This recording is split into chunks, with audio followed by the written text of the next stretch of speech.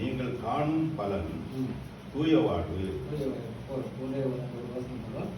கர்த்தருக்கு ஸ்தோத்திரம். இப்பொழுது நீங்கள் பாவத்திலிருந்து விடுவிக்கப்பட்ட தேவனுக்கு அடிமைகளாக இருக்கிறோம். பரிசுத்த கல்விக்கே மீட்கும் பலம். தமிழ் படிங்க. 2வது 22. இந்த முடிவு நிலை வாழ்வு. இது வேற பைபிள் இல்லையா? ஆமாவா? அதுதான் நித்திய ஜீவன் எல்லாம் வரல. இது வராது. நிறைவாழ்வுன்னா நித்திய ஜீவன் தான். டிரான்ஸ்லேட்டர்ல வந்து நித்திய ஜீவன் வரும், இதுல வந்து இறைவாயுன்னு வரும். கர்த்தருக்கு ஸ்தோத்திரம்.